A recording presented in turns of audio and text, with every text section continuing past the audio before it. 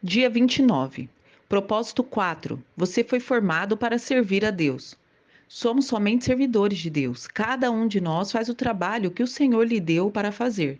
Eu plantei, Apolo regou a planta, mas foi Deus quem fez crescer. 1 Coríntios 3, 5 e 6. Aceitando sua missão. Efésios 2:10. Foi o próprio Deus quem fez de nós o que somos e nos deu uma vida nova da parte de Cristo Jesus. E muitos séculos atrás, ele planejou que gastássemos essa vida em auxiliar os outros. João 17:4. Eu te glorificarei na terra, ao cumprir até o último detalhe de tudo o que me mandaste fazer. Você foi posto no mundo para fazer uma contribuição. Você não foi criado apenas para consumir recursos, comer, respirar, ocupar espaço. Deus o criou para que sua vida fizesse a diferença aqui. Apesar de muitos livros de sucesso oferecerem conselhos sobre extrair o máximo da vida, não foi para isso que Deus fez você. Você foi criado para acrescentar alguma coisa à vida neste mundo, não apenas para usufruir. Deus quer que você retribua com algo. Este é o quarto propósito de Deus para a sua vida. Denominamos então ele de ministério ou serviço. A Bíblia fornece os detalhes. Você foi criado para servir a Deus, e a Bíblia diz que ele nos criou para que fizéssemos as boas obras que ele já havia preparado para nós. Efésios 2:10. Essas boas obras são o seu serviço. Sempre que você serve alguém de alguma forma, está na verdade servindo a Deus. Mateus 25, 34 a 45, Efésios 6, 7, Colossenses 3, 23 a 24. E cumprindo um dos seus propósitos. Nos dois próximos capítulos, você verá como Deus cuidadosamente o formou para esse propósito. O que Deus disse a Jeremias vale para você também. Antes de formar no ventre da sua mãe, eu escolhi. Antes que você nascesse, eu separei para uma obra especial. Jeremias 1:5. Você foi posto nesse mundo para uma missão especial. Então você foi salvo para servir a Deus e a Bíblia diz que foi Ele quem nos salvou e nos escolheu para seu santo trabalho. Não porque merecêssemos, mas porque esse era o seu plano. 2 Timóteo 1:9. Deus o redimiu, assim você pode realizar a obra santa de Deus. Você não foi salvo pelo serviço, mas para o serviço. O reino de Deus há um lugar, um propósito, um papel, uma função para cumprir. E isso dá à sua vida enorme importância e valor. Comprar a nossa salvação custou para Jesus a sua própria vida. E a Bíblia nos faz recordar: Deus pagou um alto preço por vocês, portanto, use o seu corpo para honrar a Deus. 1 Coríntios 6:20.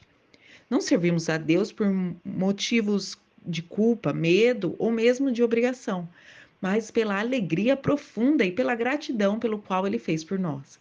Devemos a Ele a nossa vida.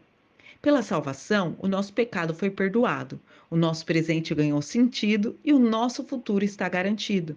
À luz dessa incrível vantagem, Paulo conclui: por causa da grande misericórdia divina, eu peço que vocês se ofereçam completamente a Deus como um sacrifício vivo, dedicado ao seu serviço. Romanos 12:1.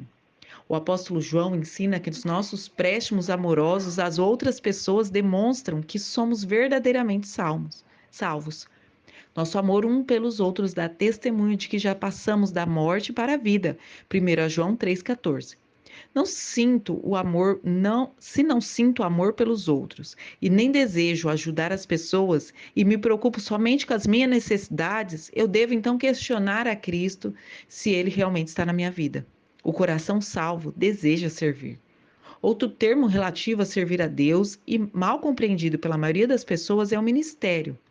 Quando a maioria das pessoas escuta essa palavra ministério, pensa logo em pastores, padres, líderes, mas Deus diz que cada membro da sua família é um ministro. Na Bíblia, as palavras servo e ministro são sinônimos, assim como serviço e ministério. Se você é cristão, então é um ministro, e quando está servindo, está ministrando. Quando a sogra de Pedro foi curada por Jesus, ela imediatamente se levantou e começou a servi-lo. Mateus 8,15. Usando o novo dom da sua saúde. E é exatamente isso que nós devemos fazer. Nós somos curados para ajudar os outros. Somos abençoados para ser uma bênção. Nós somos salvos para servir, mas não para ficar sentados esperando pelo céu. Você nunca se perguntou por que Deus não nos leva para o céu imediatamente após aceitarmos a sua graça? Por que não nos deixa por que ele nos deixa no mundo decadente? Ele nos deixa aqui para que cumpramos o propósito dele.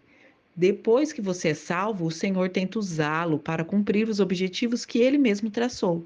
Deus tem para você um ministério na sua igreja e uma missão para o mundo. Você é chamado para servir a Deus. E enquanto cresce, você deve pensar que ser chamado por Deus é algo que somente missionários, pastores, freiras e outros trabalhadores e obreiros de tempo integral experimentam. Mas a Bíblia diz que todo cristão, todo filho de Deus é chamado para servir.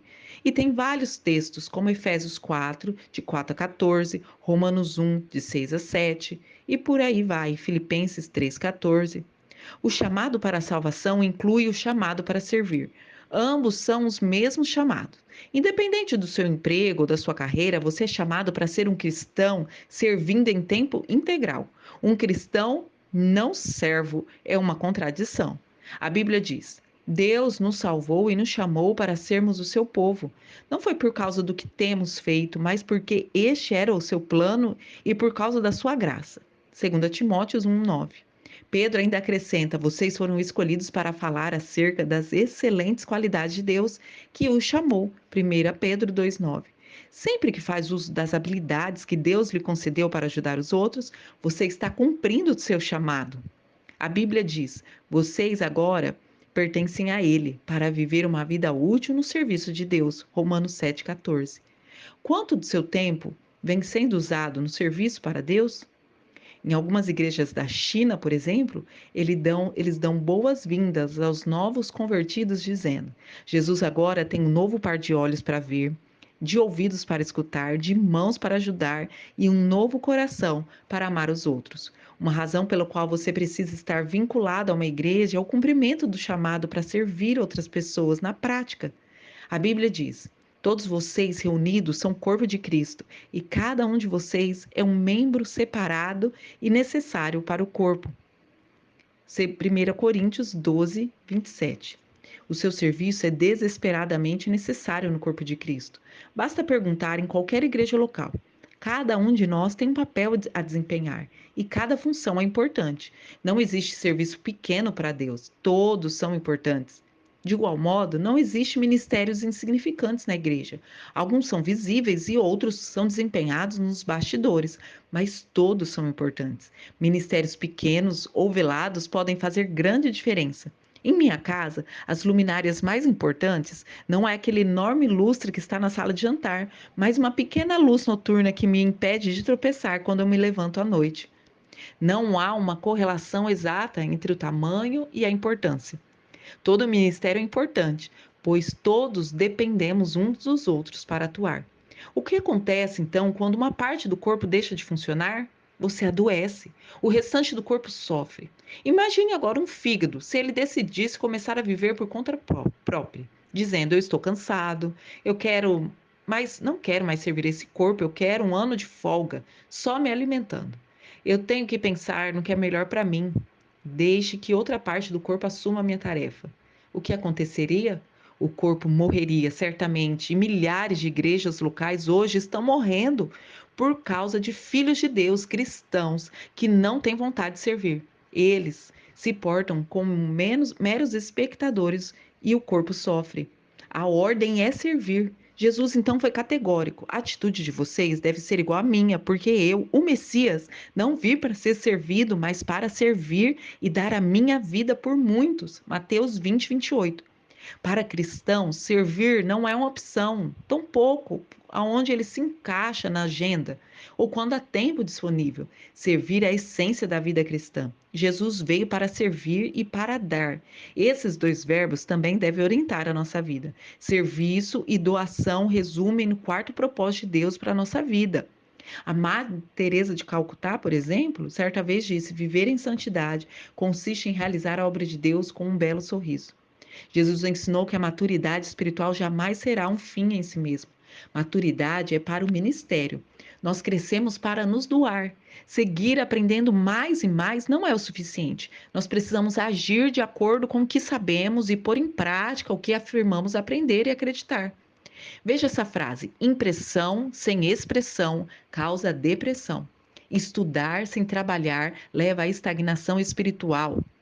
Você vê a antiga comparação entre o Mar da Galileia e o Mar Morto. E aí ela ainda é verdadeira. O Mar da Galileia, ele é cheio de vida porque recebe água e também deságua. Já o Mar Morto, nada sobrevivia ali, pois ao contrário do primeiro, ele não tinha nenhum deságue e a água ficava parada. A última coisa que muitos cristãos precisam hoje em dia é participar de outro estudo bíblico. Eles já sabem muitas coisas. O que falta é colocar em prática. O que necessitam é de experiências em servir, nas quais possam então exercitar os seus músculos espirituais. E servir é o contrário à nossa inclinação natural. Na maior parte do tempo, nós estamos mais interessados em ser servidos do que servir. Nós dizemos: eu estou procurando uma igreja que atenda às minhas necessidades e me abençoe, em vez de eu estou procurando um lugar onde eu possa servir e ser uma bênção.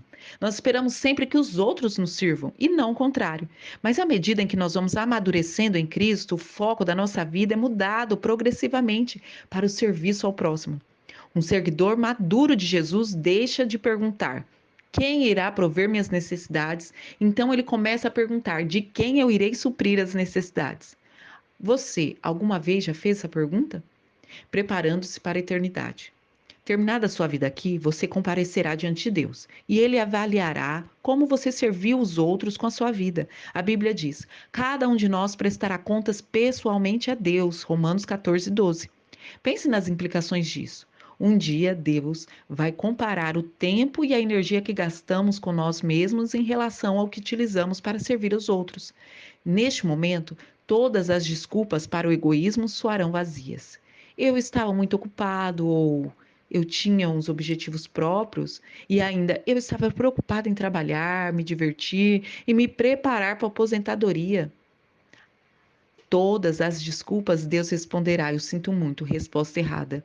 E eu creio, eu criei, eu salvei, eu chamei e eu comissionei para que você vivesse servindo.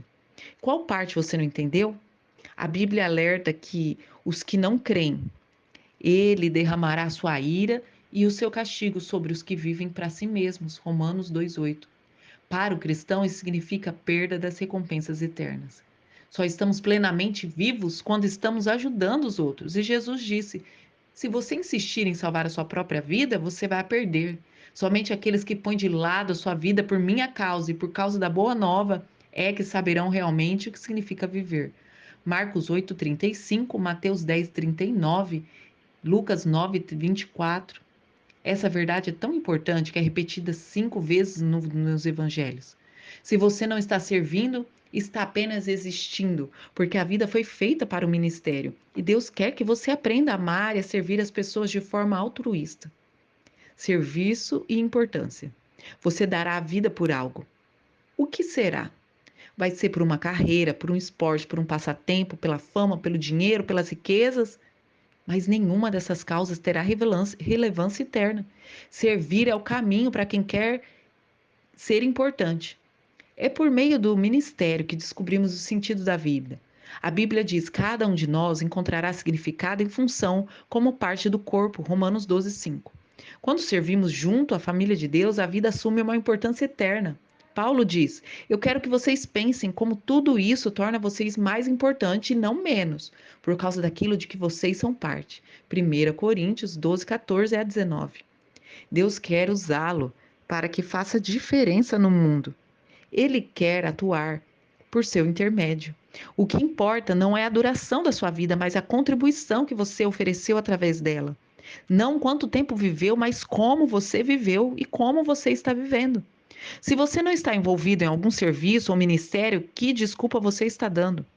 Veja, Abraão era velho, Jacó era inseguro, Lia não tinha atrativos, José foi maltratado, Moisés gaguejava, Gideão era pobre, Sansão era codependente, Raabe era imoral, Davi teve uma amante e todo tipo de problemas familiares. Elias tinha até tendência suicida e Jeremias era depressivo. Jonas era relutante, Noemi era viúva, João Batista, no mínimo excêntrico. Pedro, impulsivo, temperamental. Marta, preocupada demais. A samaritana, então, teve vários casamentos fracassados. Zaqueu era indesejado, Tomé tinha dúvidas, Paulo tinha saúde fraca e Timóteo era tímido. Aí está uma boa variedade de pessoas desajustadas, mas Deus usou cada uma delas em sua obra, e Ele também o usará, se você parar de apresentar desculpas. Tema para reflexão: servir não é uma opção. Versículo para memorizar, porque somos criação de Deus realizada em Cristo Jesus para fazermos boas obras, as quais Deus preparou antes para nós a praticarmos. Efésios 2:10. Pergunta para meditar: o que está me impedindo de aceitar o chamado de Deus para servi-lo? Que Deus nos abençoe.